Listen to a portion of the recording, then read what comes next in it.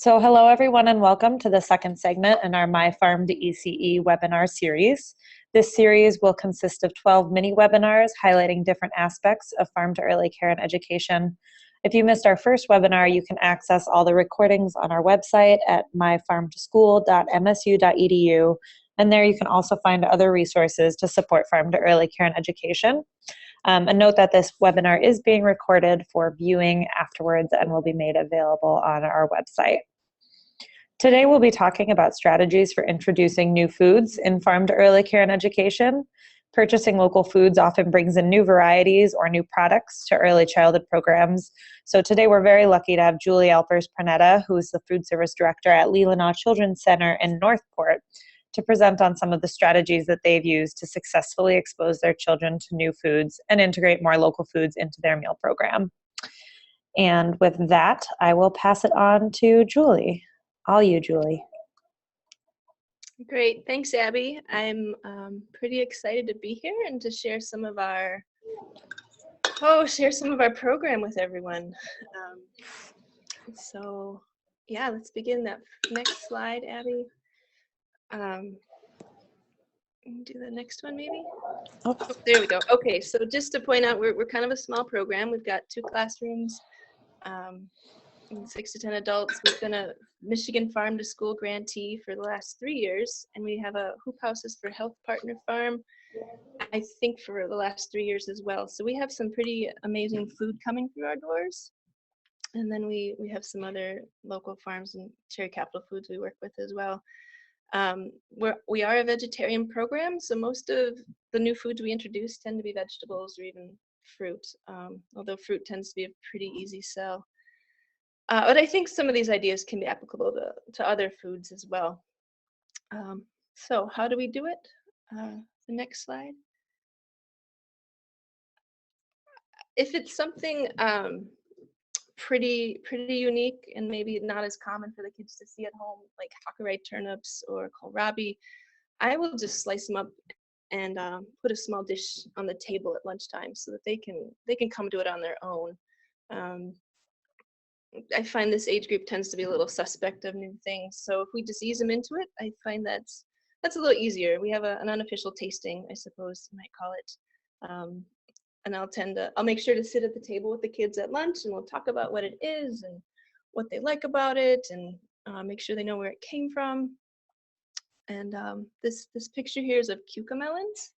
Our Hoop Houses for Health farm grew these this summer, and when they were out of cucumbers, they suggested these, and they were a big hit. This picture is of pickled cucamelons, which were also a big hit.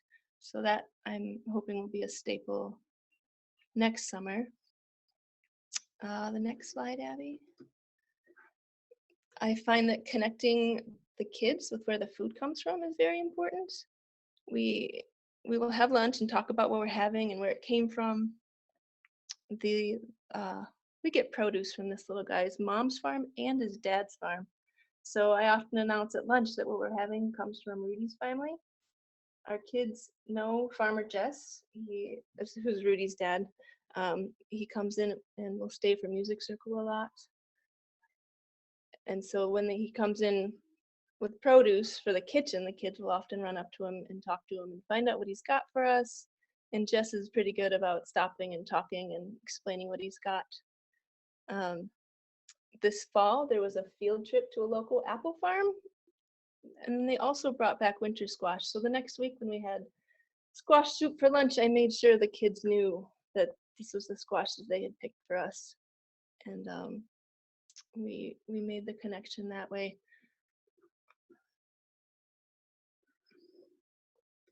Abby, if you go to the next slide. Modeling is what I found to be really important. We eat lunch and snack family style here, and the teachers and staff are big fans of my cooking. I just have to say, and so the kids see the teachers and myself as well as the administration eating the same food that they are, and they see the adults genuinely enjoying what they're having, and so I think this sends a strong message about food and about being brave eaters. We also tend to use positive peer pressure here.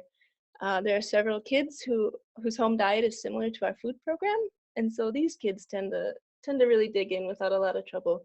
And so the other kids will see this as well.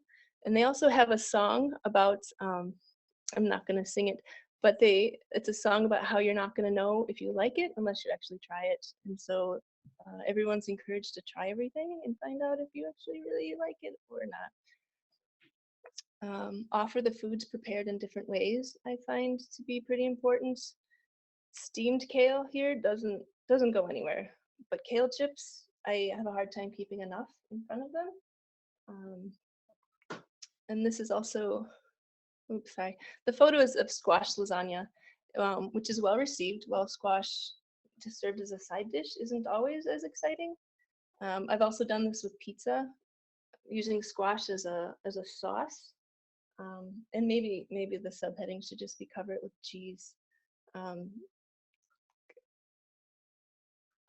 So anyway, I often find that keep the foods in front of them, keep them keep them in front of them, show them that it's available in different ways. Okay, Abby, next slide. Giving the food really cool names has been a pretty cool way to get new things in the kids as well. The kids will eat the kale chips and they'll say, don't eat the dino stuff. And of course they'll eat it and then they turn into dinosaurs, which is pretty cool if you're 4. They've come to calling the new bell peppers power peppers. And so they get powered up to eat the rest of their lunch. I made a borscht soup and somebody started calling it dragon soup and that turned it into something delicious they ate up. There's a dish of potatoes and cabbage and cheese called rumbly thump, which I think, that sounds like a really fun thing to be eating, so they dig in. Okay, Abby, I think the last slide.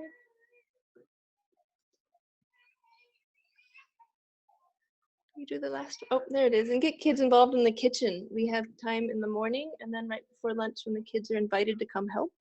And if they've got that connection, if they know what's in it, if they've been able to help, they can take some ownership. And that also encourages kids to try new things and enjoy them. Field trips to the farm or the farmer's market, that always makes that connection. Kids can see where the food comes from. School gardens, we've got a few, we just have a few small beds out front here. But that's always, the kids will go out and harvest in the morning and I'll make it for lunch, or they'll just snack while they're outside. And then, I found that taste is always the best selling point. Fresh and local tends to taste better, and these kids tend to be ruled by their taste buds. So that's all I've got. I hope that was helpful. And, if you have any questions.